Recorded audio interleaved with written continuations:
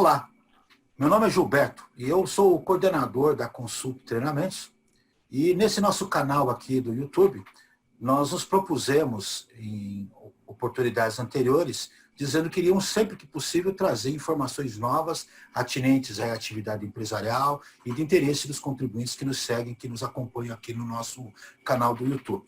Desta feita, seguindo esta tendência de discussão momentânea que nós temos hoje nas transmissões diretamente feitas pela web, eu trago dois grandes amigos que trabalham conosco lá na Consult e que vão juntos discutir o tema transação tributária, que é um tema de momento e que tem trazido uma série de dúvidas e tem trazido também expectativas enormes.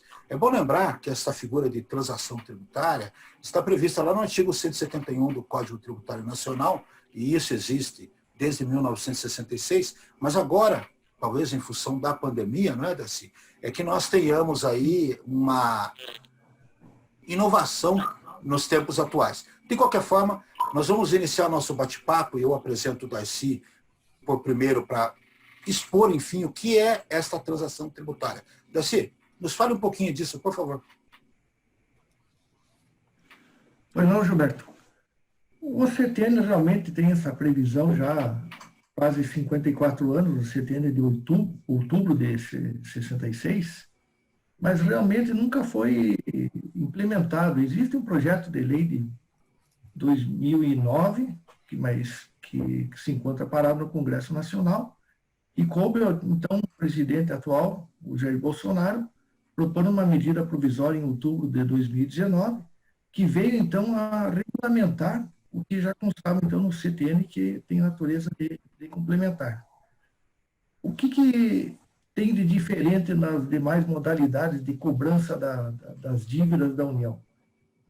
Normalmente, as dívidas elas são cobradas por meio de processos administrativos fiscais na Receita Federal.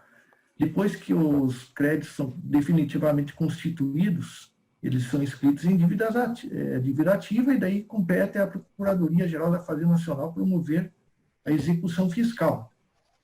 Mas o estoque atual de dívida ativa está em 1,8 trilhão de reais, um valor muito alto, que se hoje a PGFN deixasse de fazer qualquer tipo de inscrição, ela levaria em torno de 50 anos para conseguir exigir esses créditos. Não quer dizer receber, eu só estou comentando que poderia propor a execução. Se vai receber ou não é outro problema. A transação, então, ela surgiu já com uma finalidade inspirada no modelo norte-americano, basicamente, para realizar uma concessão por parte da União para atrair o interesse dos contribuintes a se regularizarem. A primeira iniciativa que houve de transação, ela foi um pouco tímida, ela queria com tendência a resolver problemas de pessoas jurídicas inativas, um CNPJ baixado, falidos, mas propunha apenas uma redução de 50% à vista para pagamento de cota única ou um parcelamento em até 100 meses. Não atraiu, basicamente, interesse dessas pessoas, porque, na maioria das situações, são créditos já atingidos por prescrição intercorrente ou prescrição propriamente dita. Houve, então, é interessante só fazer um adendo aqui, Gilberto, quando você falou da transação em tempo de pandemia. Houve uma coincidência, porque, como eu falei no início, a medida provisória é de outubro de 2019, ela é anterior à pandemia. Então, ela foi convertida agora em abril na Lei 13.988 e coincidiu justamente com o período em que já se havia decretado a situação de emergência sanitária. Foi uma mera coincidência. Mas a primeira transação, então, ela não foi muito feliz, mas foi uma espécie de teste para a Procuradoria-Geral da Fazenda Nacional. Quando ele veio daí o evento mais forte, que foi a pandemia, Eles despertaram para a situação caótica da economia e do caos que se instalou financeiramente no caixa das empresas e trouxeram à lume outras modalidades de acertamento desses passivos que não só do período anterior à pandemia, mas também o que virá daqui adiante até o prazo final para adesão, que será no dia 29 de dezembro. Iniciou agora no dia 1º de julho. Mas não são todos os passivos que estarão sujeitos a esta transação. A Procuradoria-Geral da Fazenda Nacional, ela procurou delimitar a créditos que ela denomina de difícil recuperação ou irrecuperáveis. Na verdade, são 4 classes de créditos. São os recuperáveis, os de alta recuperabilidade, de média recuperabilidade, difícil recuperação e irrecuperáveis. São apenas esses 2 últimos que estão sujeitos à transação. Os demais ficam sujeitos à modalidade convencional de parcelamento, mas daí sem redução de juros, multa. O que pode acontecer é de existir eventualmente alguma outra possibilidade de postergação. É um parcelamento maior do que o convencional. Isso é possível. Mas os mais vantajosos são para as faixas de irrecuperáveis ou de difícil recuperação. Para estes, há uma modalidade que prevê descontos para pagamentos em menor ou maior prazo. O que existe em comum entre todos os tipos de acerto disponíveis é que 100% das multas, 100% dos juros e 100% dos encargos legais serão afastados. E, a partir daí, de acordo com a classificação, a natureza jurídica de cada pessoa, pessoa jurídica convencional, daí tem a micro, a pequena, média empresa, tem as cooperativas, santas casas. De acordo com a natureza de cada empresa, você pode ter um prazo de pagamento que vai compreender de 84 meses até 145 meses. Outra questão em comum, para todos, indistintamente, conforme o prazo se alongue mais ou menos, a entrada será equivalente a 4% e será dividida em 12 meses. Então, isso incide sobre o total do crédito, sem desconto algum. Então, uma vez cumprida essa primeira etapa de pagamento da entrada, que é um período de estabilização que a PGFN vai ser um mínimo para a recuperação econômica das empresas, surge um período que eles denominaram de estabilização, e daí você começa a pagar o saldo do débito remanescente. Então, basicamente, são essas as medidas, para que fique bem claro que não são todos os que serão atingidos, apenas os créditos de difícil e média recuperação. Como que eles farão essa análise? Eles farão de acordo com a capacidade econômico-financeira de cada contribuinte para classificar. No momento da adesão no portal Regularize da Procuradoria, o sujeito será obrigado a apresentar documentos que demonstram como está a sua situação no momento e como era no pretérito. Esse pretérito é feito em relação ao mesmo período, em relação a 2020, em comparação com a 2019. Se o sujeito, por exemplo, o prazo abriu agora 1º de julho de 2020, se ele aderir agora em setembro, a Receita Federal exigirá que ele apresente documentos entre março e setembro de 2020 e também do mesmo período de 2019. Com base nessas demonstrações, eles farão daí uma classificação, uma equalização entre as receitas da empresa, que depois o nosso amigo Aécio poderá melhor explanar a respeito, que ele é o consultor da área, eles farão essa equalização e daí será o fator determinante para classificar o seu crédito como de difícil, o crédito do local da falha nacional, né? Sendo de difícil ou média recuperação. Se eles chegarem à conclusão que a empresa não tem condição de fazer essa adesão porque ela possui capacidade de pagamento superior, ela vai ter que migrar para um parcelamento convencional. Outra forma. Pode ser que, como já existe agora a regulamentação da transação, a qualquer momento a Procuradoria pode expedir um novo formato para que o contribuinte venha a aderir. Isso também agora é importante esclarecer. São 3 modalidades em que o contribuinte pode aderir.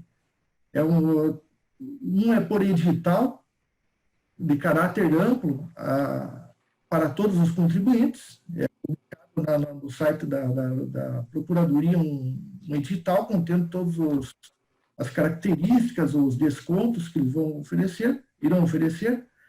E existe também um edital dirigido em que o contribuinte de uma determinada classe econômica, ele vai ser objetivo dessa medida. Ele também verifica se ele se adequa àqueles requisitos e pode ou não aderir. E existe daí uma última etapa que é a possibilidade que é a adesão por transação individual, em que eu preparo uma proposta e levo à entidade tributante para que ela aprove ou não o meu projeto de equalização do meu passivo. Então, essas são as modalidades recentes, e como eu disse e volto a afirmar, com o andar da situação econômica que pode ou não vir a se agravar, eles poderão editar outros atos. Os senhores notaram que até o momento eu não comentei a respeito da Receita Federal, mas apenas da PGFN. Até o momento apenas envolvia a Procuradoria da Fazenda Nacional, mas a Receita Federal também está habilitada à modalidade de transação tributária. Basta que ela expeça os seus respectivos editais para a adesão de modo geral para todos os contribuintes ou uma adesão um pouco mais qualificada para uma determinada classe de contribuintes. A única diferença entre a PGFN e a Receita Federal neste aspecto é que não é possível fazer proposta individual para transação na Receita. Isso por uma característica muito peculiar, porque os créditos ainda não estão definitivamente constituídos na via administrativa. Então, basicamente, estas são as diferenças e convém ao contribuinte, antes de fazer a sua adesão, realizar um exercício de adequação às modalidades ofertadas, escolhendo, inclusive, em quantas parcelas ele gostaria de realizar a sua transação. E é preciso dizer o óbvio, quando se fala em transação, são renúncias recíprocas. A União vai abrir mão dos encargos legais, dos juros e da multa, e, por outro lado, o contribuinte precisa abrir mão de todas as suas discussões correlatas ao crédito que ele pretende parcelar. Acho que de início seria isso, Gilberto. Ok. Inclusive, pegando gancho nisso que você falou, de se abrir mão dos encargos e haver uma concessão mútua, fica uma pergunta que eu vou fazer para o Laércio. O Laércio é o nosso consultor lá em Cascavel, é quem acaba por executar esse trabalho na via administrativa, né, Laércio? E tem essa vivência prática do que se pretende fazer. Mas fica aí uma dúvida que certamente aqueles que nos assistem têm. Afinal de contas, qual é a diferença da transação tributária para o refis que nós temos? Ou é a mesma coisa? Boa tarde, Gilberto. Boa tarde, Darcy. A pergunta é muito pertinente, porque nós temos falado com nossos clientes e o pessoal tem entrado em contato conosco e a gente percebe que eles usam até a denominação de refis quando se referem a essas formas de transação que foram disponibilizadas aí nesse momento pela PGFN e posteriormente, provavelmente também a Receita irá disciplinar. os refis que já existiram, os refinanciamentos fiscais aí do passado, eles foram modalidades, na verdade, que elas já vêm pré-estabelecidas pela legislação e com percentuais de descontos padrões para todos os contribuintes, com prazos também já pré-estipulados, de mínimo e máximo, e com condições lineares, ou seja, se aplicam de uma forma única para todo e qualquer contribuinte, né?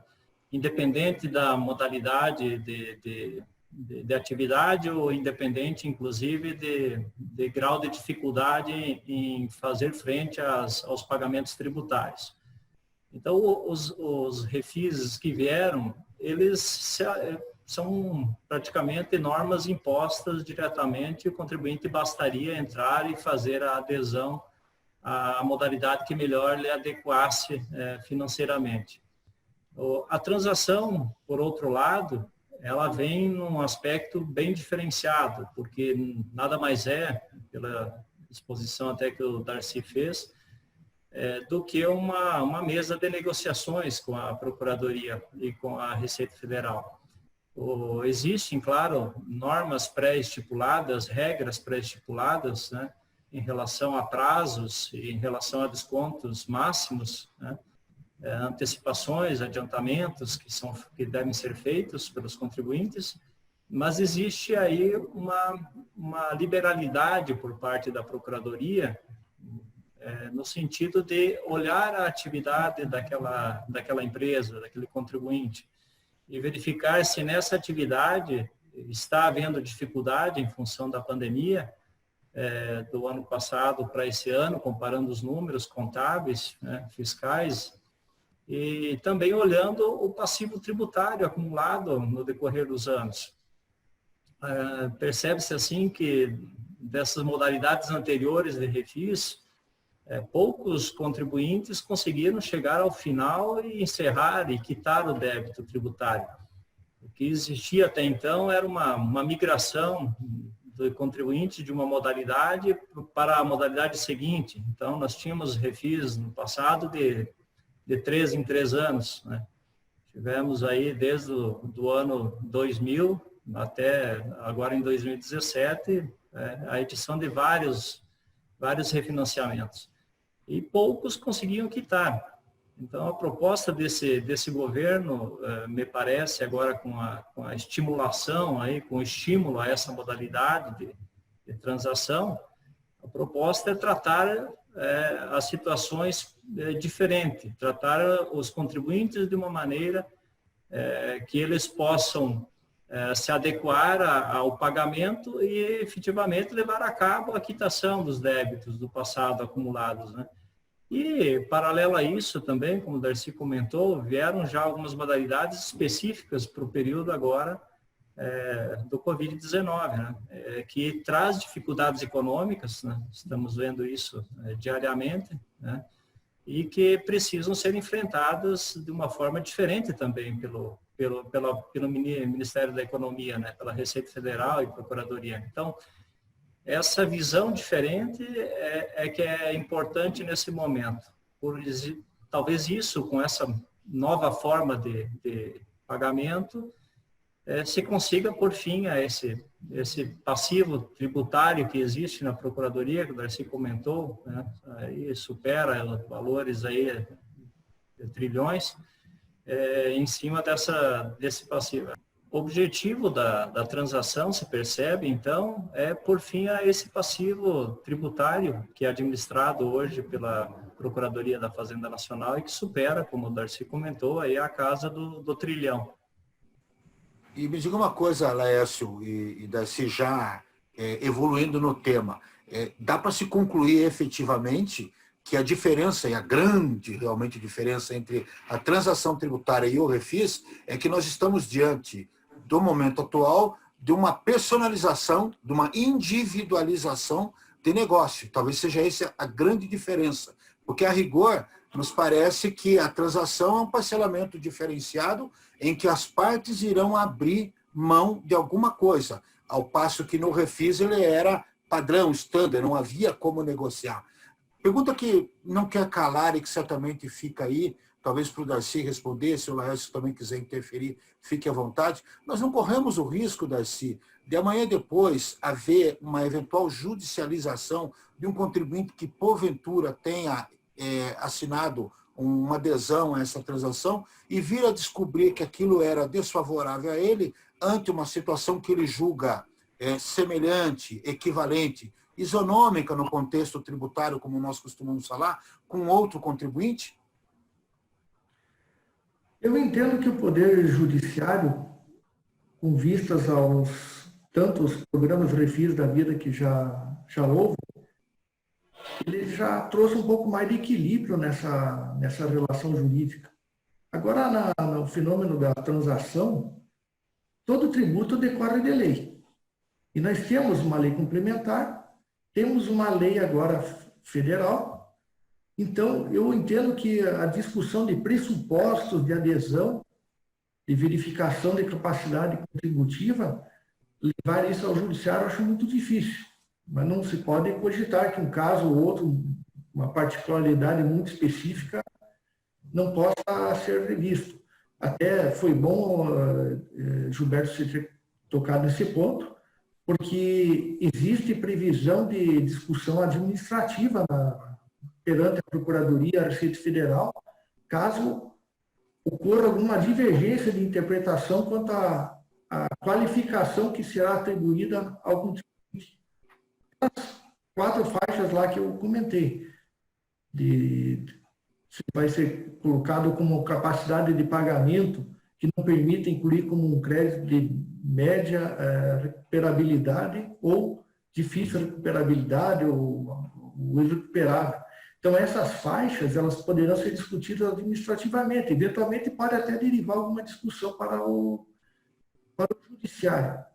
Um outro aspecto que você comentou na sua pergunta, caso o contribuinte adira a alguma das proposições da Receita ou mesmo da Fazenda, e mais tarde, quando o Supremo Tribunal Federal ou o Superior Tribunal de Justiça, em recursos repetitivos ou de repercussão, ou, enfim, aquelas medidas judiciais de caráter erga omnes, que são aquelas aplicadas a todos os contribuintes, decida de modo favorável ao contribuinte, a própria lei, nesse ponto, foi muito prudente e o legislador deve por bem já considerar como uma hipótese de extinção da transação, porque aqueles créditos já não serão mais exigíveis, tendo em vista o posicionamento favorável do judiciário.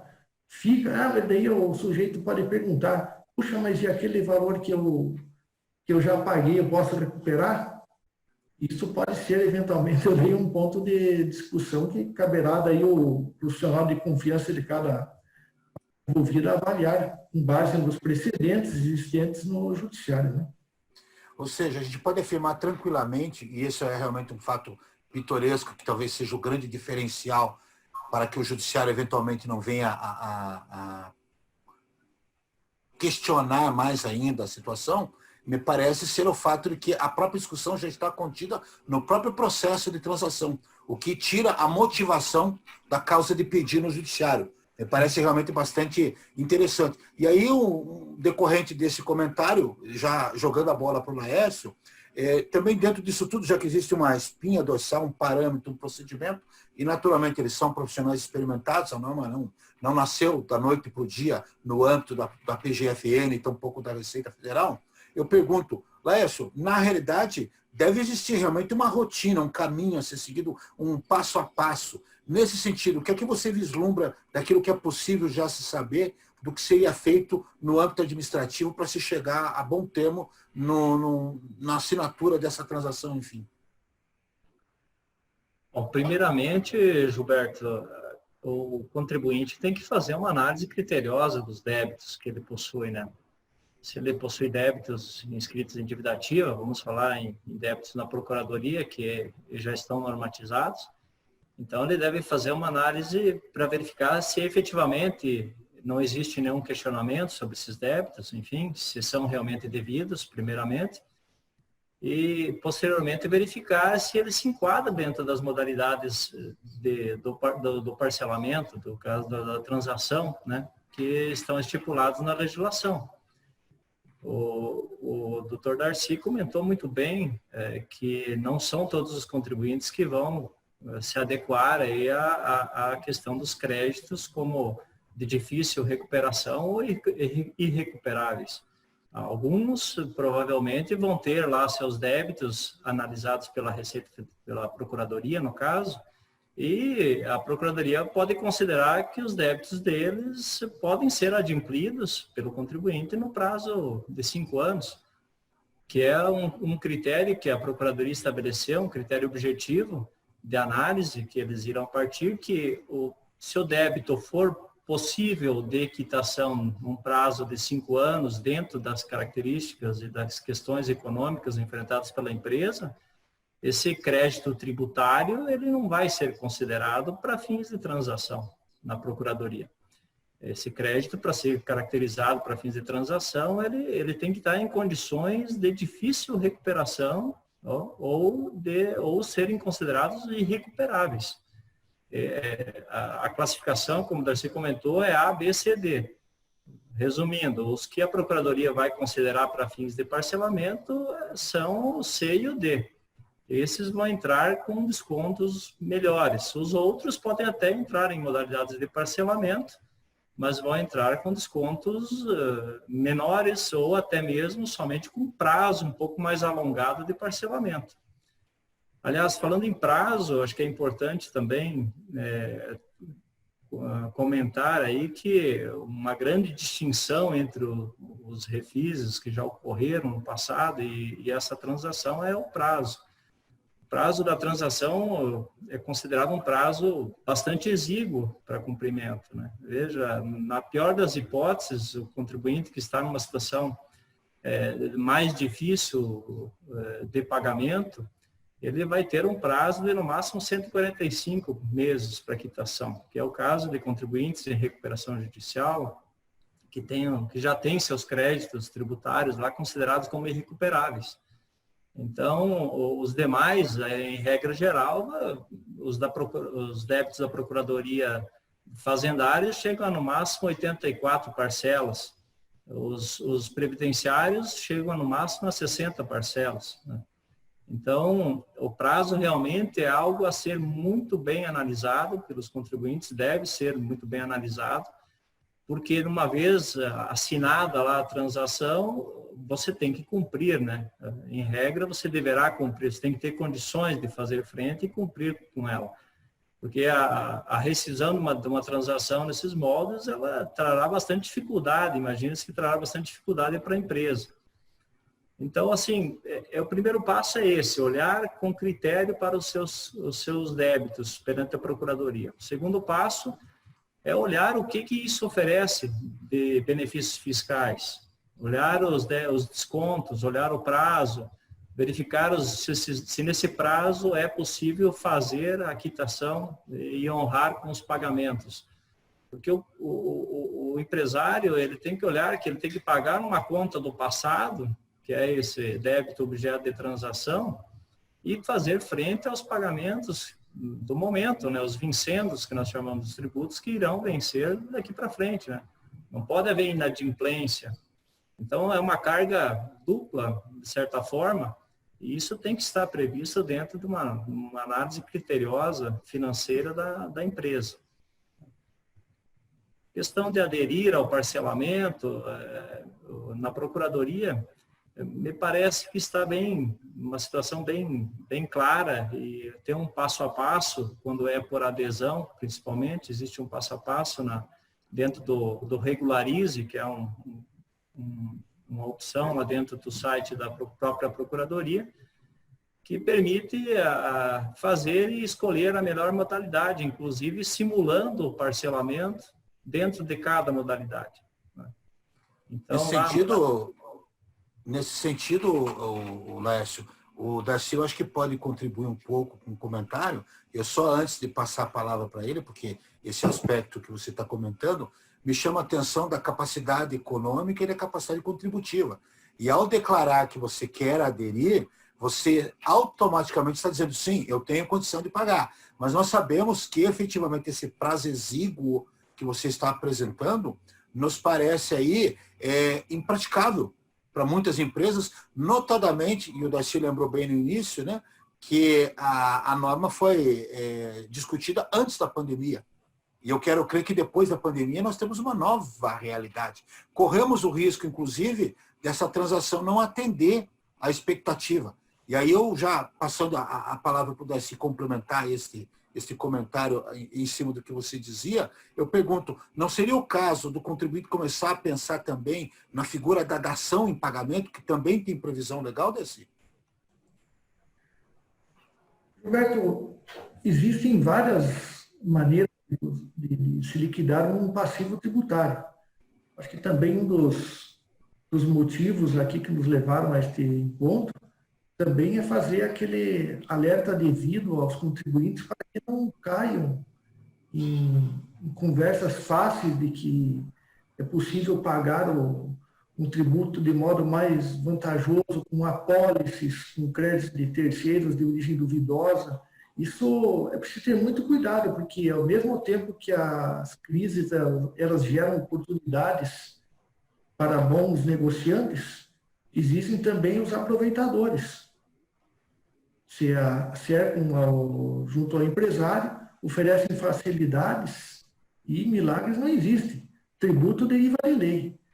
Você pode discutir tributos de acordo com uma classificação que o profissional de confiança de cada contribuinte poderá avaliar, dentro de uma metodologia já aceita e praticada no direito tributário, no processual tributário, que você classificar as discussões, uma faixa de risco maior, menor, né, ou alto risco. Até para fim da auditoria, né, essa classificação ela é adotada. Então, o sujeito pode, por exemplo, prospectar créditos, pode, eu na minha empresa deixei de fazer um aproveitamento eficaz de crédito, eu posso ir lá e buscar, eu não preciso ir ao mercado com soluções milagrosas.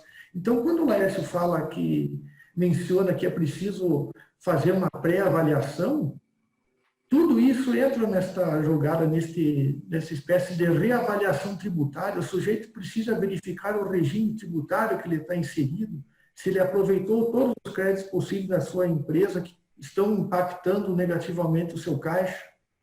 Ele precisa fazer toda essa verificação. E não precisa fazer isso também de modo assodado. Começou agora em 1º de julho, ele tem até o dia 29 de dezembro para fazer a adesão. Há ainda um tempo para que ele possa aferir qual vai ser a melhor modalidade, de quais os meios que ele pode se cercar. Você comentou, Gilberto, a respeito da dação em pagamento. Ótimo, dação em pagamento. Também tem uma figura da revisão da dívida inscrita, que é uma portaria da Procuradoria da Fazenda Nacional, que se pode valer mão. E para qualquer momento, existe o direito de petição para você invocar outras possíveis vantagens ou discussões que possam se oferecer para abater esse crédito. Se pode levar a determinadas situações ao judiciário.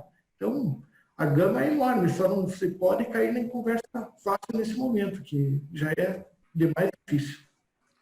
O tema por si só é extremamente complexo. E vamos ser honestos, isso não é coisa para amadores, né?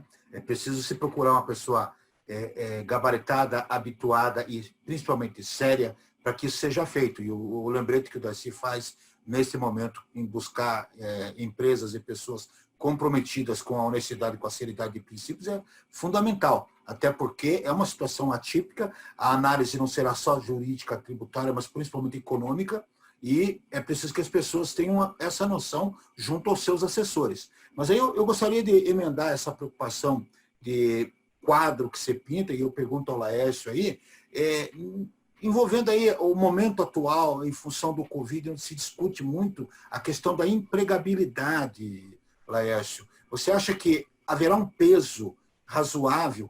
A exemplo da recuperação judicial, onde você pega o magistrado quando vai decidir, ele se preocupa, aliás, me parece que na na legislação também há uma situação específica para as empresas que estão com recuperação judicial, não é isso?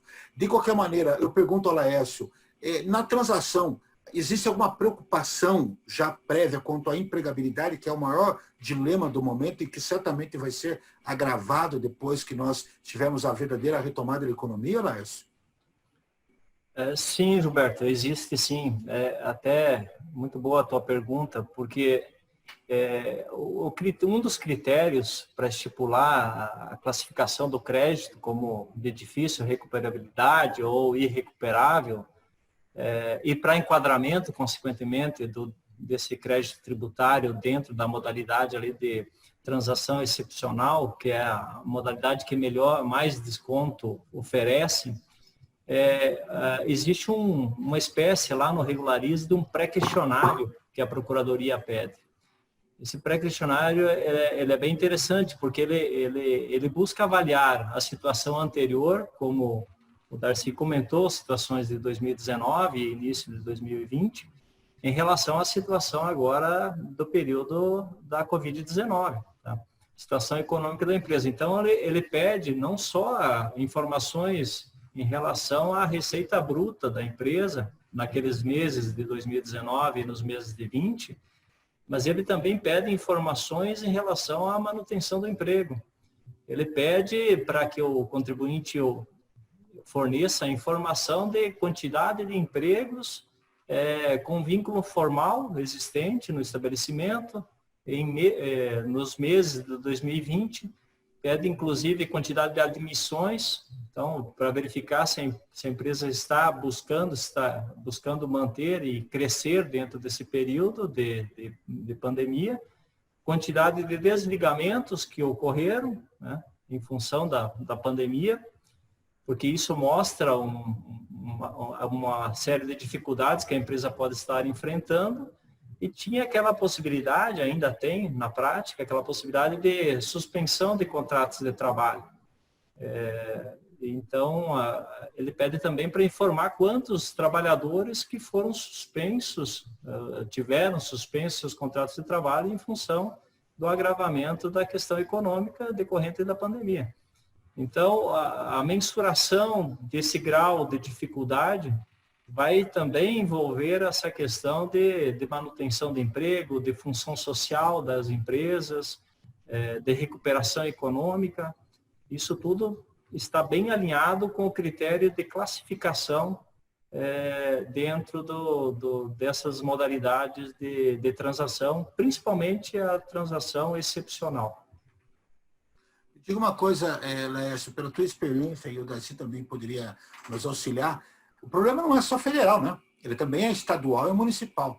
E vocês acham que, em função desta medida que o governo federal tomou à frente, teremos a iniciativa por parte dos estados e dos municípios buscando uma solução equivalente? Ou seja, isso vai fazer escola? Eu entendo que sim, Gilberto, porque a vida, todas as decisões de governo, elas se refletem muito mais nos municípios do que na União. As ações, elas são reflexos, elas se refletem diretamente na vida do cidadão e esta se desenvolve na sua cidade. Então, eu entendo que haverá sim. Eu até tenho aqui um quadro estatístico que depois nós podemos até disponibilizar, que é um estudo da Fundação Getúlio Vargas. Hoje, nos estados, apenas 22,22% prevêem a hipótese de transação nas suas legislações. E nos municípios, está um pouquinho melhor, 38,30%. Então, existe muito ainda por se avançar. Eu até, num outro evento que nós estamos comentando, o Laércio, acho que seria interessante comentar a respeito da sua experiência lá no Rio Grande do Sul, se não me engano foi no Rio Grande do Sul, né? Sobre como que as dificuldades que houve para a transação individual. E só um detalhezinho antes, o estado de São Paulo, que é a locomotiva do Brasil, não possui ainda a legislação. Bem lembrado, Darcy. O estado do Rio Grande do Sul sempre foi bastante pioneiro nessas questões tributárias, né? Então, desde 2012, existe já uma possibilidade de composição de débitos no âmbito estadual no Rio Grande do Sul. Possibilidade de composição de débitos inscritos em dívida ativa na Procuradoria-Geral do Estado. Então, não há, né, na legislação, até então, não havia possibilidade de oferecer descontos por parte do Estado para fazer frente aí ao pagamento dos tributos, principalmente do ICMS, né? Mas existe uma possibilidade de alongamento da dívida, o que por si só é muito interessante.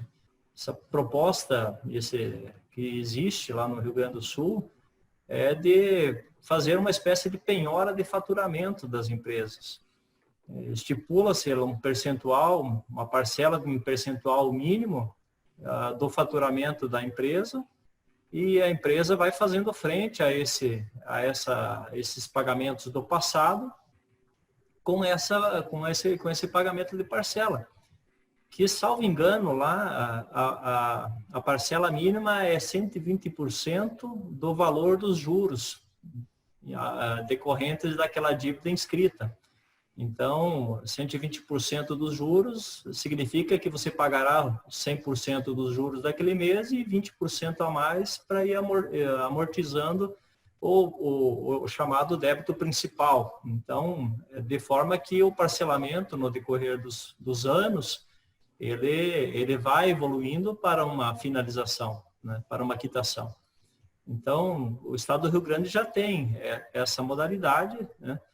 E espera-se e acredita-se que realmente virão outras modalidades decorrentes agora, principalmente esse efeito econômico negativo da pandemia, deverão vir adequações a essas legislações ou outras modalidades de transação, né, no sentido de conceder, inclusive, descontos sobre esses débitos. Talvez não no principal, né, mas nas multas e, eventualmente, nos juros, que no passado não muito distante, podemos dizer que eram extremamente abusivos, né? Juros à base da Selic.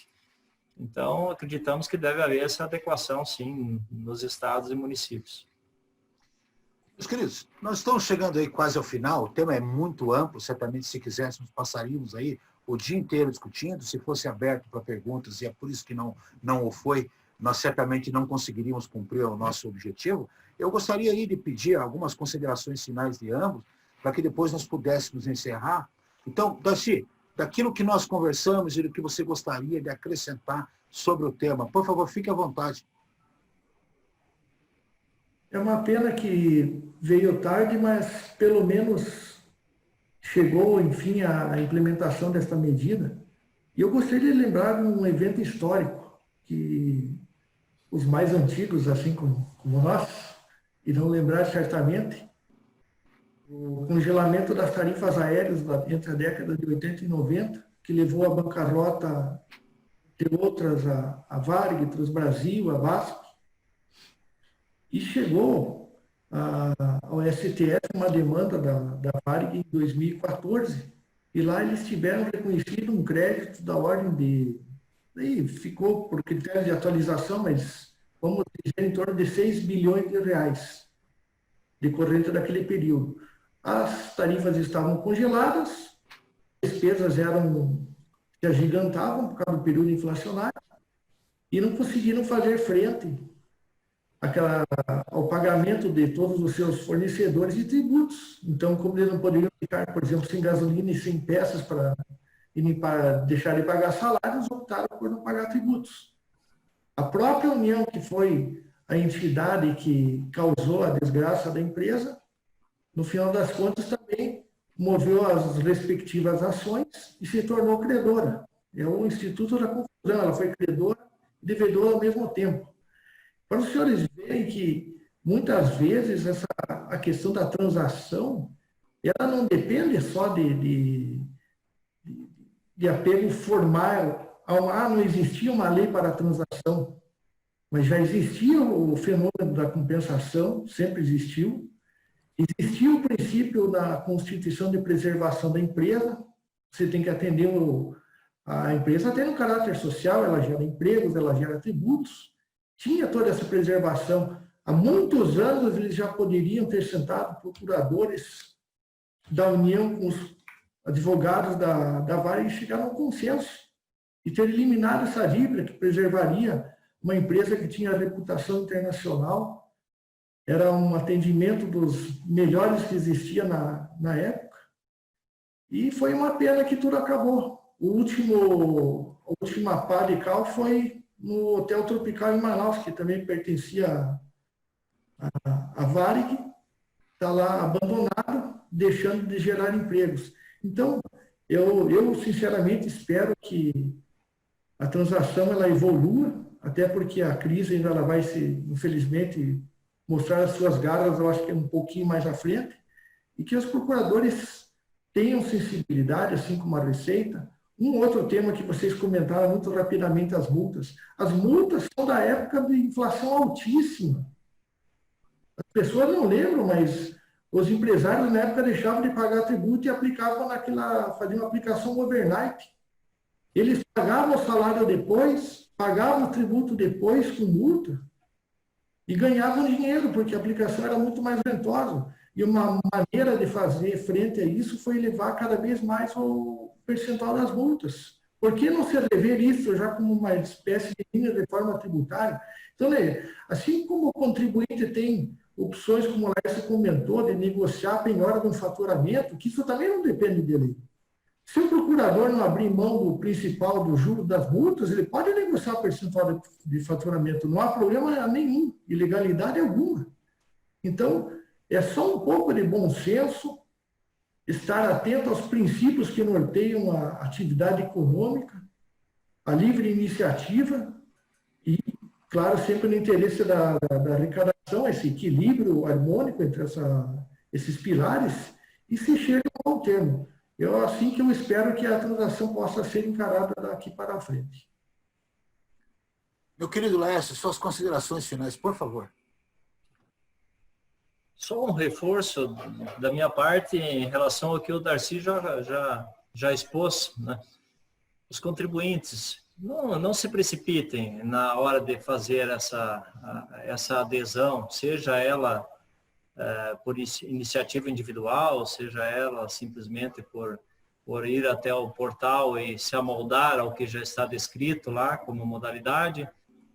Analise com critério, principalmente a capacidade de pagamento dos débitos do passado, dos que vão ser parcelados e dos débitos que estão vencendo e que vencerão no futuro.